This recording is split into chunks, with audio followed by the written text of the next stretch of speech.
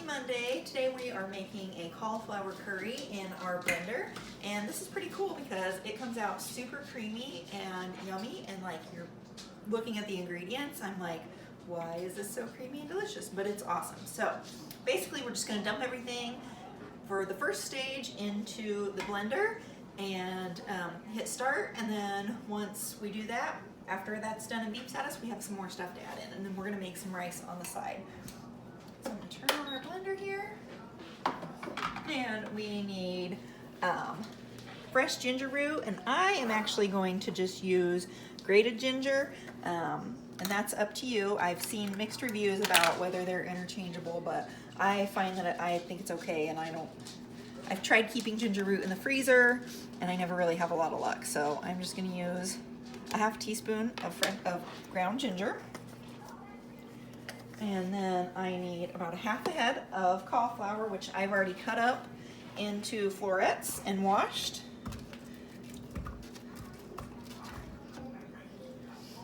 And then 1 can of fire roasted tomatoes. I'm just doing crushed again. That's what I had today, so I'm going to use those. And a half a cup of water.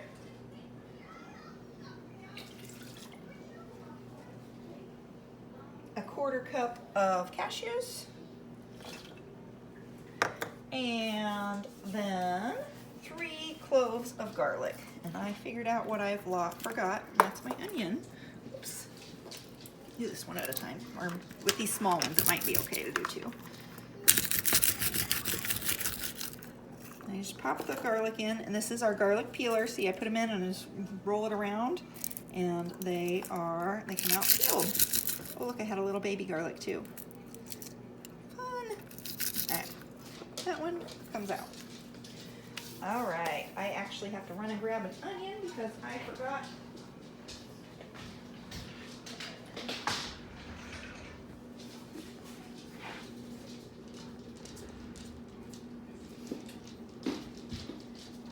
So I'm just taking a half an onion, yep, and quartering it.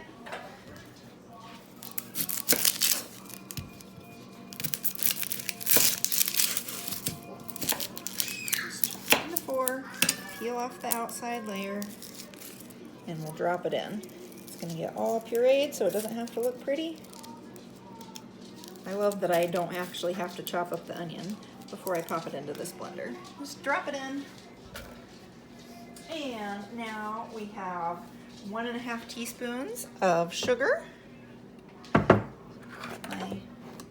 This is actually a half tablespoon. A tablespoon is 3 teaspoons, so a half tablespoon is 1.5 teaspoons. And then I need 1.5 teaspoons of ground coriander. Coriander, you guys, it smells so good. It's actually the seeds of cilantro. So it has a cilantro smell, but it's a little bit more floral. It smells yummy. All right, and then I need a half a teaspoon of cumin.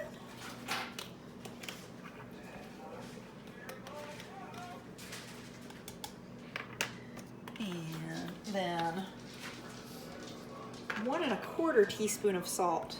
Actually, my cashews were salted because that's what I had. I like to use whatever I have on hand first before I buy more. So I'm just going to leave out the salt for now, and I'll taste it later to see if I would like some more salt. And then I am going to do the optional 1/4 teaspoon of cayenne pepper because my kids are not going to eat this, so I don't mind if it's a little bit spicy. I would actually prefer it to be a little bit spicy. There we go.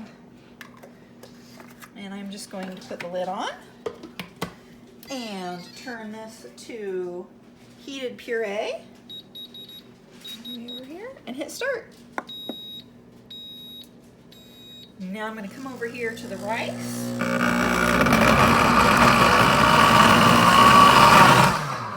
And we're doing quinoa today because, again, I like to use what I have on hand. So I've already measured my quinoa and my water and just put in a little bit of olive oil. And this bowl is awesome for rice and potatoes and anything starchy in the microwave because it has this extra boil over lid. And so that's going to let the water heat up, and it's going to try to keep in some of the moisture so it doesn't dry out, while also preventing it from boiling over. So just pop this in for 15 minutes and then let it sit for 5, and that's all. I'll see you when I see you.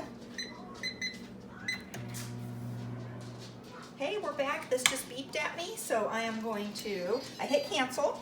I'm going to add in 1 cup of frozen peas and 1 can of chickpeas, drained and rinsed. You guys, this not only has a ton of vegetables, but it has a ton of protein from those chickpeas and the nuts. And so I don't want these to be pureed. I just want to get them mixed in. So I'm just going to hit pulse a couple times. Pulse until it gets going. Stop. Pulse until it gets going. Just mixing it in. All right, last one. And those peas are gonna defrost right away because that's gonna be so hot when it's in there. So I'm just gonna come over here. And always when you're cooking with the cooking blender, you wanna dump out your hot stuff right away because you don't want it to burn on the bottom. It's the same thing as like if you were maybe cooking in a hot pot and then you left the food on the hot pot on the hot burner. That's what's gonna happen if you leave your food in there because the base is what gets hot. So you just don't want to leave it in there. So I'm using my long skinny scraper to get this out. You guys, this thing, you can get every last little bit. It's not going to get cut up on and ruined on the blades. If you are a blender user, you need to have a long skinny scraper. It is awesome. All right. And I'm just going to go ahead and put in my 3 cups of water here. Just to make sure it's not burning to the bottom. Real quick. And I'll turn it on after we are off here. And 1 drop of dish soap. All right, I've got my quinoa in here. And when you pull this lid off, this other lid's gonna stick just because of the steam. I just take the back of my spoon or fork and put it in there. And then you just want to fluff up your rice. And I'm gonna put a little bit here on this plate. And a big old spoonful of my curry. Yum. And then I'm gonna bring it over here and top it with a little bit of fresh cilantro and some chopped cashews. And I want to show you guys, this is the same cilantro that I've worked with since the beginning of the month in this herb keeper. Look, it's still fresh. There aren't even any yucky spots. And I put these green onions in, 2 or 3 weeks ago, and they're still very fresh. You just put them down in the bottom and I fold them over so that I can keep the lid on. And so I'm gonna be able to use that for at least another week for everything I need. So this herb keeper is amazing. It's really gonna save you a lot of money because I don't know, I always end up throwing out some cilantro after it gets soggy. So here we go, lunch is served, or dinner. Lunch here.